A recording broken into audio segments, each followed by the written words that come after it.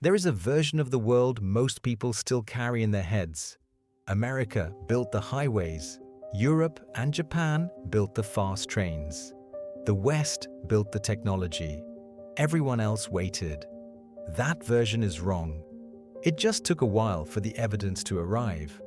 Sometime in the last decade, without a single announcement loud enough to break through global news cycles, India began building. Not one project, thousands of projects simultaneously across a country larger in population than Europe and North America combined. Roads through mountain ranges, tunnels drilled through Himalayan rock, a railway bridge 359 meters above a river, a digital identity system enrolling over 1 billion people, metro lines expanding faster than almost anywhere on Earth, satellites, ports, power grids reaching villages that had never had reliable electricity. And here is the question at the center of all of it. How did a country the world spent decades writing off as too big, too complex, too bureaucratic, and too poor actually pull this off? At a cost that makes Western governments look like they have forgotten how to build anything at all. Start with the assumption that needs breaking. For most of the 20th century, world-class infrastructure was treated as the exclusive property of wealthy nations. The logic made sense on the surface. Rich countries had the capital, the institutions, the engineering talent. Developing nations built what they could afford and waited for growth to fund the rest. India fit neatly into the second category. It had the Himalayas cutting off its northern regions, deserts, dense river deltas, monsoon flooding, forests. 1.4 billion people speaking dozens of major languages across a territory where a single infrastructure decision had to satisfy radically different geographies and political constituencies. The standard forecast was simple. India would get there eventually, but slowly. That forecast missed something.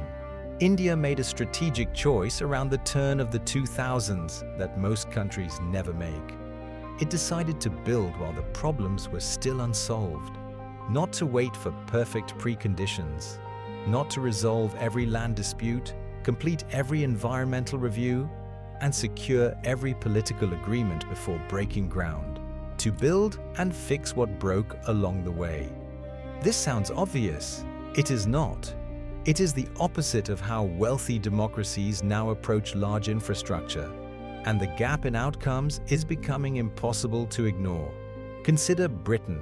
HS2 was supposed to be the country's generational investment, a high-speed line connecting London to the north of England and eventually to cities like Manchester and Leeds.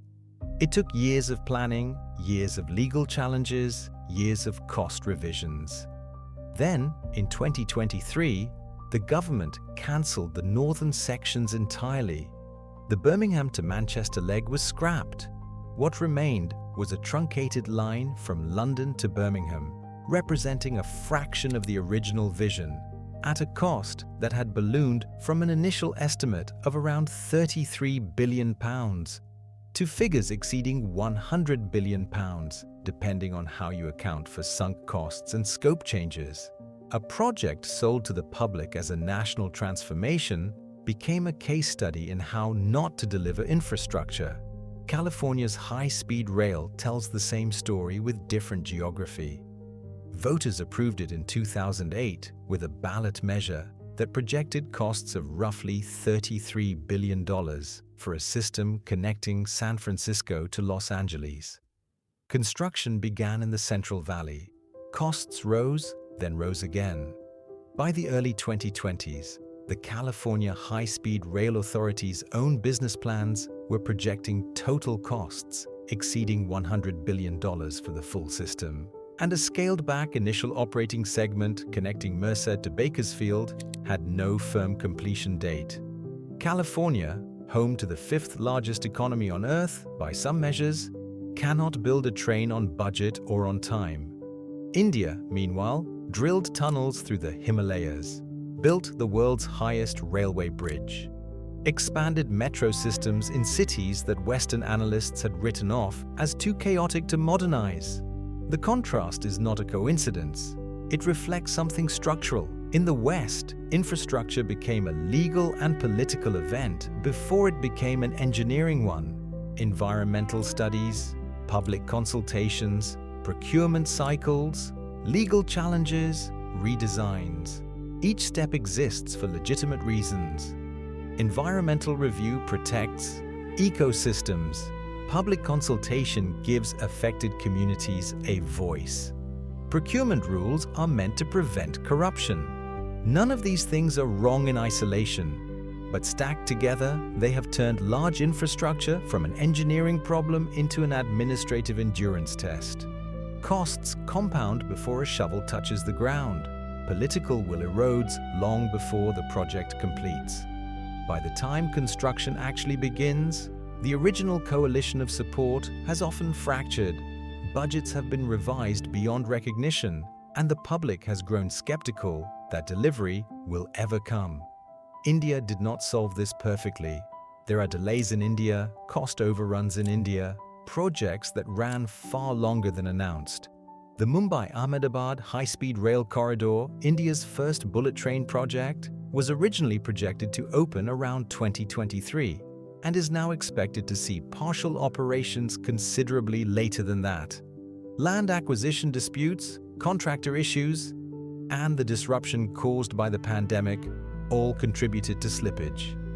Anyone who tells you India's infrastructure story is frictionless has not looked closely enough. But here is where it gets interesting. India's approach was not to eliminate friction, it was to build through it at a volume high enough that the overall system moved forward even when individual projects stalled. Thousands of concurrent projects meant a delay in one corridor did not freeze the entire program.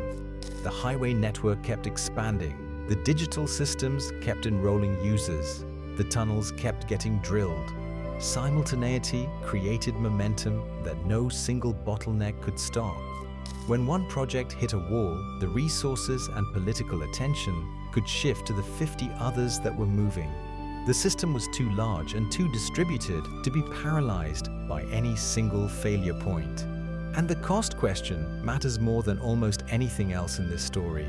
India built the world's largest biometric digital identity system, Aadhaar, at a cost per enrolled person that Western governments would consider implausible. Its metro expansion ran at construction costs per kilometer that are a fraction of comparable European or American projects.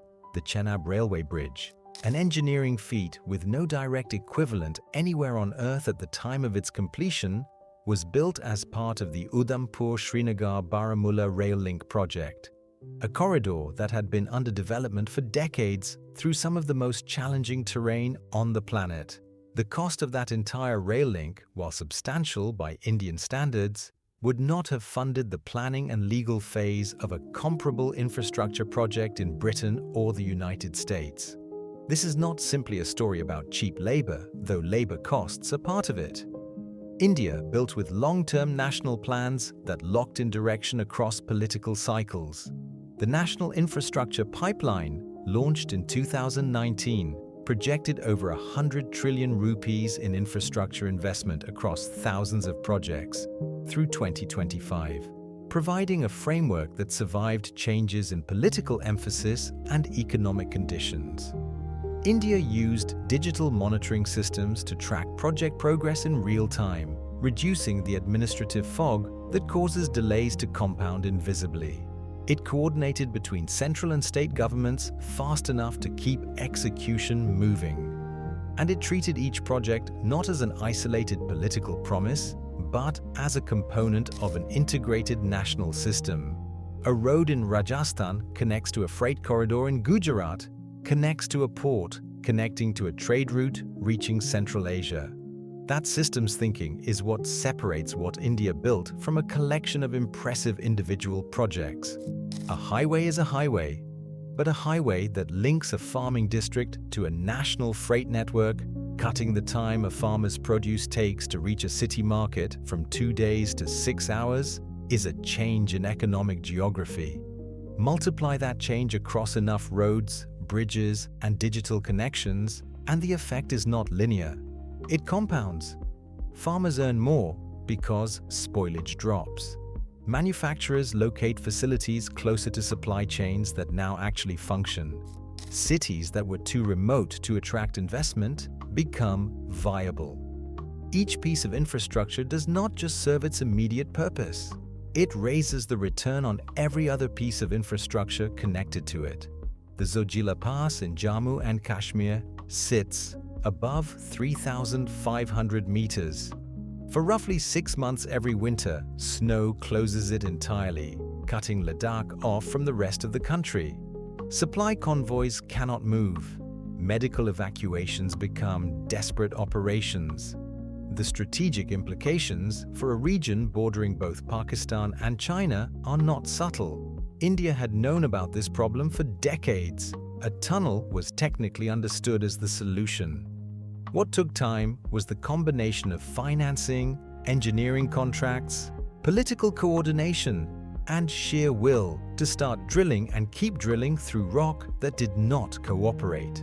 The Zojila Tunnel project was awarded, faced contractor changes and delays, and eventually restarted under a new contract. Construction is ongoing. When it opens, it will not trend globally, but for the people who live there and for the military planners who spent years working around a 6-month supply gap on a contested border, it will represent something no press release can capture. This pattern repeats. The projects that matter most are often the ones receiving the least attention outside India. The ones that connect a forgotten region. The ones that solve a problem accepted as permanent for so long that people stopped expecting it to change. The roads into the northeast, a region of 8 states that shares more border with China, Bangladesh, Bhutan, and Myanmar than it does easy connectivity with the Indian heartland. The bridges over rivers that used to flood every monsoon and cut communities off for weeks. The electrification of villages under the Saubhagya scheme, which by 2019 had connected nearly all Indian households to the electricity grid, a number that would have seemed fantastical to anyone who visited rural India a decade earlier. India's digital infrastructure follows the same logic at a scale that makes the physical projects look modest in comparison. Aadhaar, the biometric identity system managed by the Unique Identification Authority of India, enrolled over 1 billion people with verified digital identities linked to bank accounts and government services. The direct benefit transfer system built on top of this infrastructure routes cash payments directly to beneficiaries, bypassing the layers of intermediaries that used to absorb a significant portion of what was sent. The Indian government has credited this system with saving trillions of rupees that would otherwise have been lost to leakage and fraud, though independent estimates vary on the precise figures. Whatever the exact number, the structural change is real. Money that was supposed to reach a farmer or a pensioner or a student now actually reaches them. The Unified Payments Interface, UPI, built on top of this digital foundation by the National Payments Corporation of India, now processes over 10 billion transactions a month. A street vendor in a small town in Maharashtra takes digital payments on a phone with no card reader, no terminal, no monthly fee. The infrastructure enabling that transaction is invisible to the person making it. That is what good infrastructure always is. It disappears into the background and makes things possible that were not possible before. Western observers tend to frame UPI as a fintech story. It is also an infrastructure story. India built the plumbing, then the pipes, then the water started flowing.